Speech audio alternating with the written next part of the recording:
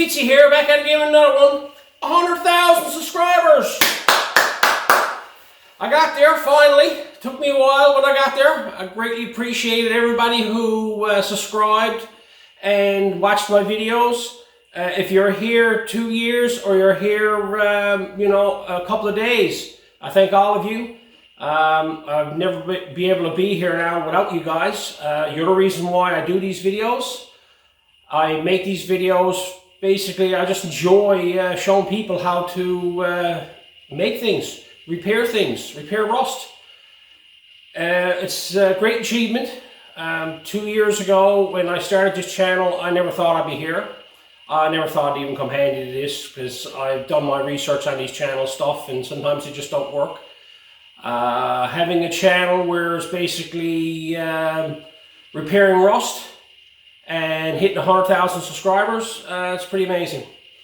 If you're new to the channel, check out a lot of my videos. I have a lot of videos on sheet metal repair. I'm doing rust repair, door bottoms, round windows, rocker panels, you name it, floor pans. I have all kinds of stuff in my list of videos of repairs that you can do and how I do them. Of course, the famous cut and butt video, which is the gas tank door. And by the way, everybody that have asked, that gas tank door is on the truck right. It doesn't swing backwards. I have them videos. That one's over 1.3 million now, I think, the views on that video. I'm amazed with it. When I started this channel, I never expected that it'll be, as big as it is. My girlfriend even said it to her a few times, nah, this will never get big like that. To me, it was a bit of fun.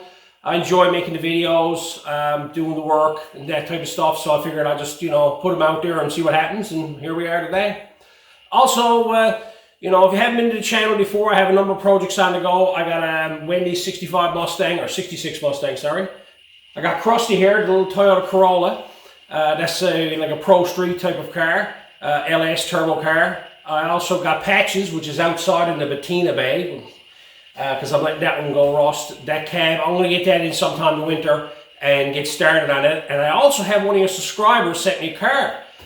Ben Skeleton sent me his Vista Cruiser wagon. So that's going to be here the winter as well. Get that car here in the garage. I'm here now tidying up, cleaning up some last minute jobs so I can shut down the shop for the winter and get concentrated on my projects. And that Vista Cruiser wagon, a lot of content going to be on that wagon. I got rust repair, I got customization got to be done, paint, bodywork, all that. I'm going to go over all that. I've said it many times, I'm a bodyman by trade.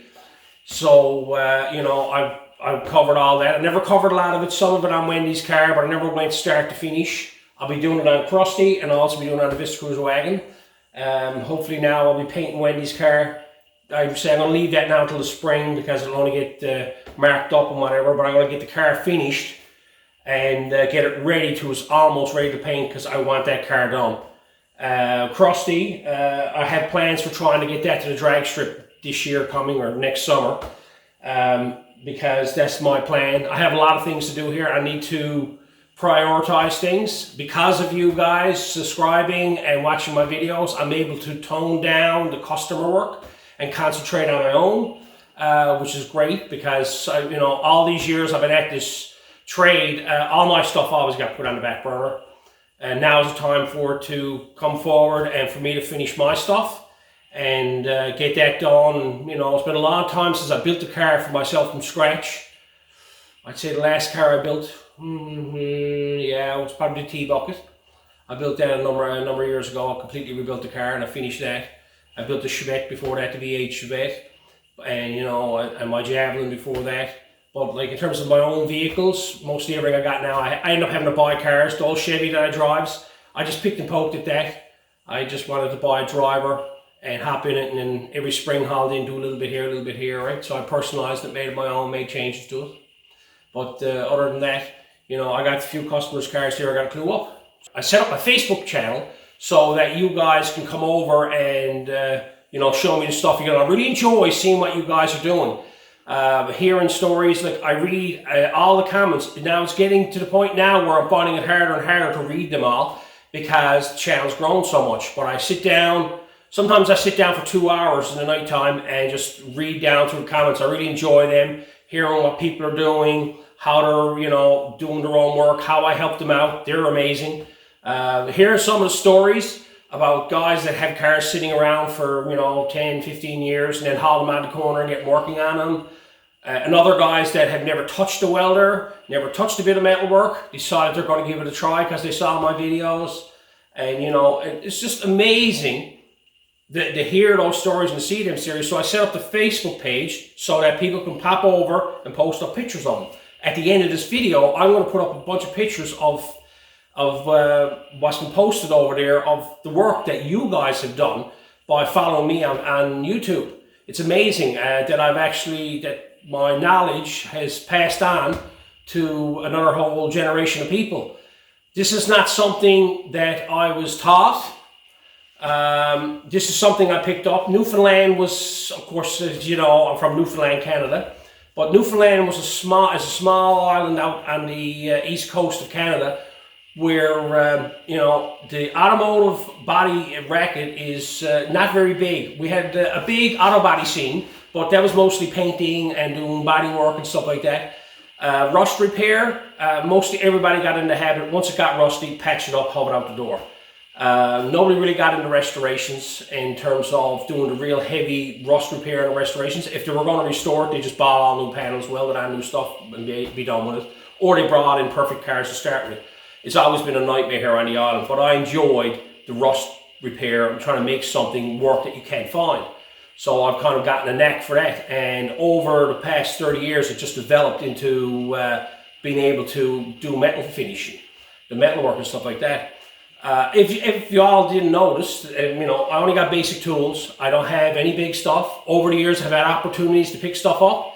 I've kind of shied away from it because you're in a small garage and it's kind of hard to have all that equipment. It's nice to have, but I find a lot of it gets in your way. And like, you know, you got a big metal brake or plenishing hammer or something sitting around. My tools are here, my English wheel and my metal brake and my plenishing hammer are all, you know, poked away in the corner there because I need the room, you know. But so I just kept it small.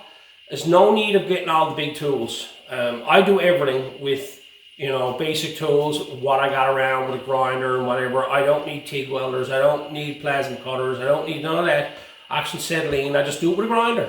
You know, not everybody that's going at this is going to be like me working at it all the time. So, you know, you would think I would need the tools more than you guys, you know, but I've made do with just a grinder, a hammer, and a chisel, right? And that was the extent of it. Had a nice little MIG welder, you know, I put a few bucks into a good MIG, and, you know, everything else just fell into place. So you don't need a big amount of tools to do this type of work. You know, it's all of it, we've got to put a lot of thought into it. As you can see, a lot of stuff I do is a lot different than the way people usually do things. A lot of it got to do with just how I figured it out. Like none of this, I just turn around and woke up one morning and say, this is how I'm going to do it. I never had the opportunity to stand up next to another metal guy or a coach builder and just sit down and he taught me all the tricks of the trade. When I got into it, we had magazines. And that's all we had. We never had much in the way of TV programs. There was nothing automotive back then. So, you know, you flipped open the magazine and you saw it. I bought every body book and metal fabrication book that was out there. But the technique that I use, the cotton butt, was never in none of these books. It is used. It's not something I invented. I want to make that perfectly clear. I played around with the 45 thing, 45-degree angle.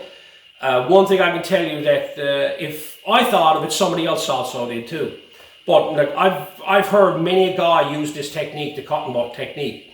It's just that I've never seen nobody, you know, advertising it or posting it online or making videos on it. So I just decided to go ahead and do it. I just picked up on it and I just fine-tuned the process. Some guys use jigsaws, they want to cut the corners around, all that type of stuff. It's a technique that's been around for as long as been sheet metal on the go. It's just that it's not very popular. I don't know why, because it's the grinder to me is what makes it feasible. Doing it with all other tools, and anybody wants to use a big old electric grinder to cut metal on a car and weld it together, so it's like, there's a bit of a butchery in it, but it's not. Don't forget I got a merch line, Fitzee's Fabrications at teespring.com. You will always see the link underneath all my videos on YouTube. There's an actual Teespring account there. You can actually click on it here. I also have it at the end of each video. So go over and check it out. I got stickers and everything there. I'm in the works now, coming out with a few more designs. I'm going to probably up the ante on the merchandise thing now because it seems to be working out pretty good. I got shirts, I got the plain Fitzee's Fabrications, I got hoodies, sweaters, the cotton bud is there, I got stickers of the cotton bud.